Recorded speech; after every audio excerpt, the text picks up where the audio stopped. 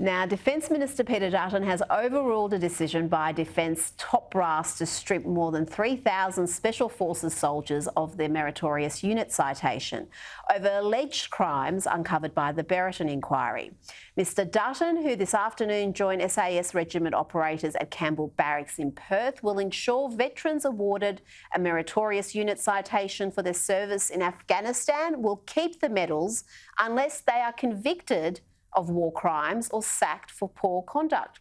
To discuss this and more, I'm joined from Sydney by broadcasting legend and host of Alan Jones here on Sky News, the incomparable Alan Jones. Alan, to borrow one of your brilliant lines, oh, you are looking magnificent. Peter Dutton didn't purchase his spine at Kmart, did he? Absolutely. And this is the issue here, Rita. You see, historically, there are only a handful of ministers who've operated in the defence portfolio since Federation for more than 5 years, because the Blazer Brigade in defence don't like taking instructions from civilians. Well, they've bitten off more than they can chew here. They thought they were going to get their own way. They actually have now under the Brereton report, they were exonerated, as you know, from any culpability, even though the Yamashita Agreement, which is we are signatories to the Geneva Convention, which regards those in charge as much responsible as those in the field, but they were exonerated from it all. And then, knowing ahead of time, this has all been determined ahead of the Brereton report coming out, they said, oh, we're going to strip the meritorious unit citation awards away from the whole unit. And indeed, they were in the process of writing to the Governor-General. Now, Scott Morrison got wind of this because he saw the outrage, and we saw it here and everywhere else. And now Peter Dutton's been the minister for 18 days, and he said there'll be none of that nonsense, and there'll also be a royal commission into suicides, veteran suicides. And so far, he's just done outstandingly. I mean, he's a tough bloke, Peter Dutton, and they mess with him, and they'll be going down the road, not him. Well, it was also a pretty spectacular rebuke of Angus Campbell. Of course, General Campbell immediately accepted Brereton's. Well, that is a big call. Peter Dutton has backed him up. I know you're speaking to Peter Dutton on your program, but do you think this is something that is a deal breaker? He needs to go. Definitely. Dutton should go. Burr should go, the bloke in charge of the army. Not Dutton. I mean, not Dutton should go. I mean, Campbell should go. I mean, Campbell was one of the commanders. Campbell was one of the commanders of the forces in the Middle East during the period that was under review by the Brereton report. And you see, in all of these things, Rita, as you know, and you have said and you have written splendidly, I might add, these people have not been given access to the principles of justice. They're being given letters to move on, take your leave and away you go. And there are people in very devastated circumstances, families around the country, whose husbands are people who served meticulously in Vietnam, gave themselves selflessly to their country and are treated appallingly. Now, once Peter Dutton gets on top of all of this, you can see the axe will fall. He won't cop this nonsense, I can tell you. Now, I want to turn to another issue. Former Liberal leader Andrew Peacock will be farewelled at a state funeral following his death on Friday at the age of 82. Mr Peacock, he was a titan of the Liberal Party, affectionately known as the Colt from Kooyong and the Gucci Kid. He led the coalition to 2 federal elections. He actually won the popular vote against Bob Hawke, but narrowly lost the election, and he served as Australia's ambassador to the United States. Now, Alan, you knew the man, you were friends with him, you were working for Malcolm Fraser's government when he was Foreign Affairs Minister. Give us an insight into the man and the legend. Wonderful human being, Andrew Peacock, authentically, quintessentially Liberal.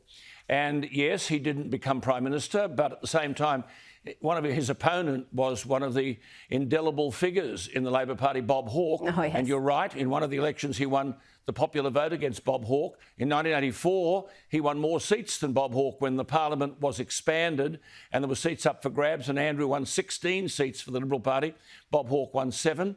He was impeccably courteous, unfailingly loyal to people, and at the end of the day, as Foreign Minister, won very significant distinction and approval for Australia as a member of the world community, simply because of the way he represented Australia's interests.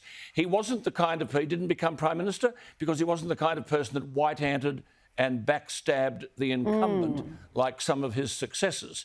And so to the extent that to the extent that he is going to be given, I mean, it's a bit sad that he's going to be buried in Austin, Texas, because Andrew loved the Liberal Party. He loved his daughters, his 3 daughters. He loved his grandchildren. I'm the godfather to one of them. He loved horse racing. He nearly won a Melbourne Cup with Leilani. He loved his football in Melbourne.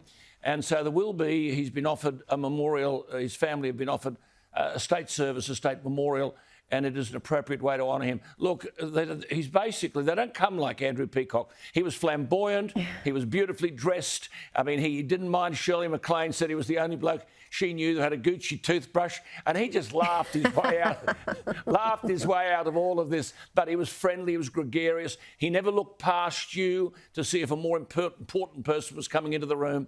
He had it all, Andrew, but, you know, a bit like Neil Kinnock, the British Labor leader who ran up against Margaret Thatcher, and Andrew ran up against Bob Hawke, and he just didn't quite make it. But his part in the Liberal Party will long be honoured and remembered. A class act, Rita, Andrew Peacock.